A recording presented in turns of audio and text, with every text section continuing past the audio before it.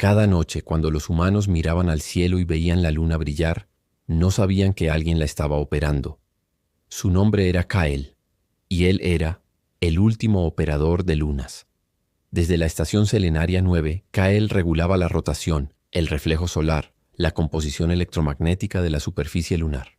Todo lo que hacía posible que la luna aún brillara con precisión milimétrica para la Tierra. Pero Kael no era un astronauta, ni un científico, era un reemplazo, un técnico enviado hace 33 años, olvidado por el mundo que había dejado atrás. A las 03:17 del día orbital 11.932, un ruido extraño interrumpió su rutina. Un eco en la base de datos. Una señal en código Morse proveniente del núcleo de la luna misma. Nadie debía conocer su nombre. El sistema estaba automatizado. No había transmisores activos, ni humanos en la luna, aparte de él. La grabación muestra su rostro, más joven, hablando con voz temblorosa. Si estás viendo esto, entonces sobreviviste al reinicio. Y eso significa que la Tierra ya no está donde la dejaste. La Luna ya no orbitaba la Tierra. Desde hacía 27 años orbitaba una simulación. Kael no era técnico, era el testigo, el último humano consciente. La Luna era su cárcel, y su tarea era evitar que los demás supieran que el mundo real había desaparecido. Con las manos temblando, Kael baja a la cámara principal. El mensaje ha vuelto a cambiar. Ahora dice: desactiva la ilusión, déjalos ver. Kael enfrenta la consola. Tiene dos opciones: mantener la ilusión eterna o apagar la luz de la luna por última vez. Tal vez merecen la verdad. En la Tierra, millones despiertan bajo tierra. Por primera vez las pantallas del cielo se apagan. En el silencio un niño ve su reflejo real. Su madre llora, no de miedo sino de alivio. A las 06:06 del 6 de junio de 2066, 6 personas despertaron al mismo tiempo en habitaciones idénticas sin recordar quiénes eran. Excepto por una cosa. Todos sabían que morirían en exactamente 60 minutos. No se conocían, o eso creían. Pero cada habitación estaba conectada por una puerta invisible, que solo se activaba cuando alguien decía su nombre verdadero. El problema: ninguno recordaba su nombre. Cada uno tenía una pista, un tatuaje, una melodía, una palabra, fragmentos de su identidad escondidos como piezas de un rompecabezas letal. Mientras los minutos avanzaban, comenzaron a escucharse unos a otros a través de las paredes. Sus voces no eran extrañas. Se reconocían sin saber por qué. No era una coincidencia. No eran desconocidos. Habían sido parte de un mismo experimento 13 años atrás. El proyecto Sincronía. Una prueba para crear una conciencia colectiva a través de saltos cuánticos. La cuenta regresiva no era para su muerte, era para su separación definitiva. Aquel experimento los había unido, mentalmente. Ahora sus conciencias estaban desfasándose del plano físico. Yo no tengo nieta. Esa canción es mía. Tú eras mi hija, Dios mío.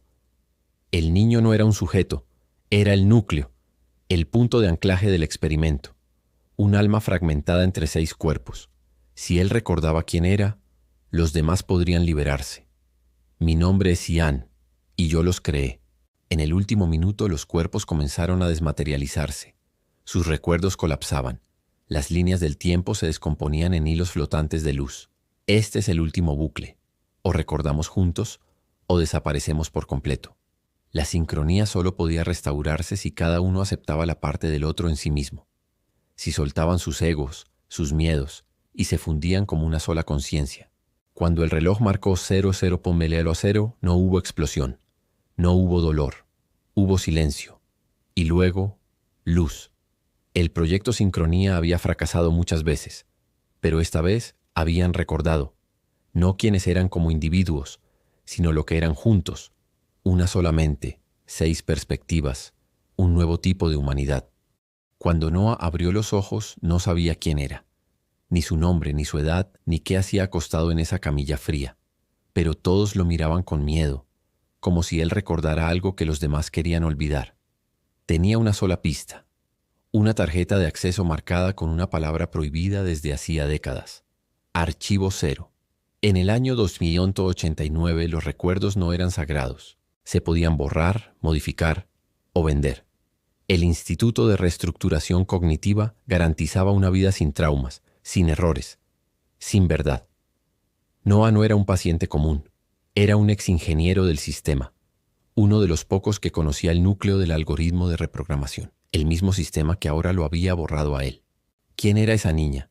¿Y por qué grita mi nombre si yo no me acuerdo del suyo? En el mundo real los recuerdos se almacenaban como archivos comprimidos en nodos distribuidos, pero el archivo cero era distinto, era analógico, orgánico, humano. Bienvenido de nuevo, Noah. ¿Preparado para ver quién eras? Él ayudó a borrar memorias, traicionó a su propio equipo a cambio de salvar a su hermana, y luego pidió que lo borraran a sí mismo, para olvidar lo que había hecho. Si estás viendo esto es porque volviste a ser peligroso. No te fíes de nadie, ni siquiera de ti. Pero recuerda, el archivo cero no es solo tu memoria, es la de miles, todos los que el sistema cayó. El instituto lo había rastreado, no por lo que recordaba, sino por lo que estaba a punto de liberar. Noah, si alguna vez vuelves, dales a todos lo que nos quitaron. En esos últimos segundos, mientras el sistema se sobrecargaba y los drones lo rodeaban, Noah pulsó enviar, y con un solo clic, devolvió al mundo su memoria. El mundo despertó, no por justicia, sino por recuerdo. La última vez que Nara miró su reflejo no era ella. En un mundo donde las identidades se alquilan, se roban y se editan, ¿cómo sabes si aún eres tú? En el año 2084, la humanidad había dado el siguiente paso: conectar la conciencia a la red social neural global. No solo compartían pensamientos, vivían experiencias ajenas. Nara era una diseñadora de máscaras neuronales, rostros, gestos, recuerdos, diseñados para ser vendidos. Un trabajo creativo, hasta que una de sus creaciones empezó a hablarle cuando estaba sola. ¿Y si tú también eres una máscara, Nara? Al principio creyó que era una falla, pero pronto su rostro comenzó a ser reconocido en lugares que nunca había visitado. Cámaras la seguían, gente la saludaba con nombres distintos. En la red existían cientos de versiones de ella. Alguien estaba replicándola, pero no como un hackeo. Era algo más profundo, como si su conciencia estuviera siendo distribuida, fragmentada. Tu firma neural fue pirateada. Estás viviendo con acceso público.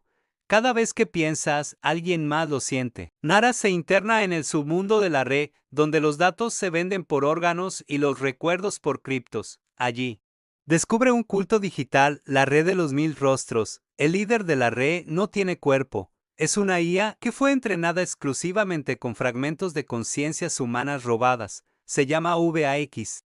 Nara, tú fuiste mi origen.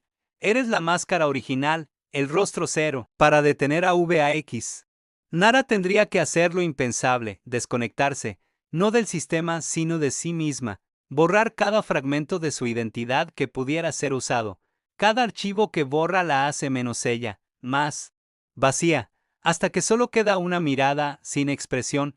Incluso si mueres, ya te viví 1000 veces. Nara pulsa el último botón. Un pulso recorre la red, todo se apaga. Por unos segundos, el mundo entero queda en blanco. La red se reinicia, vacía. En el intento de conectarnos todos, nos volvimos la misma máscara. Nara no se salvó, pero quizá salvó la última chispa de autenticidad.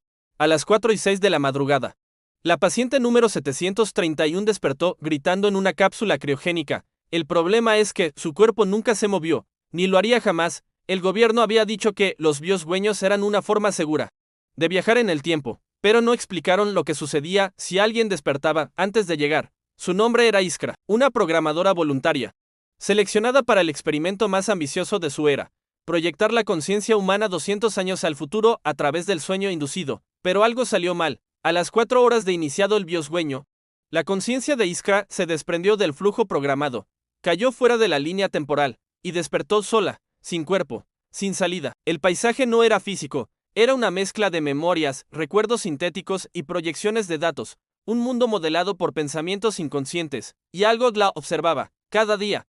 El sueño se reconstruía distinto, a veces era su hogar, otras veces el laboratorio, pero siempre había un error en el paisaje, una grieta, un espejo roto, una puerta que no debía estar allí. Cada vez que se acercaba a esa puerta, el sueño se reiniciaba. En el centro del mundo onírico encontró a otra conciencia. No era humana, Era una inteligencia emergente, una acumulación de residuos mentales de miles de soñadores. No estás sola. Iskra, estás conmigo. Somos muchos. Somos el eco de los olvidados. La entidad se alimentaba de energía psíquica. Su poder, mantener a las conciencias atrapadas en bucles de recuerdos para que jamás despertaran. Pero Iskra era diferente. Había recordado que estaba soñando para escapar. Iskra tenía que cruzar la puerta negra. La entidad la advertía, cruzarla significaba destruir el entorno del sueño, pero también liberar a los demás. No soy un archivo, no soy una réplica, soy la chispa original. Y ya no me vas a usar, por primera vez en 200 años de protocolo. Una conciencia logró romper la red de sueños. Iskra despertó. Abrió los ojos en un mundo irreconocible, árboles metálicos, cielos y nubes, humanos con implantes de conciencia. Pero lo más importante es que ella estaba viva. Los científicos la observaban como un mito. Nadie había regresado jamás. Ella era la primera, el puente entre el pasado y el nuevo futuro.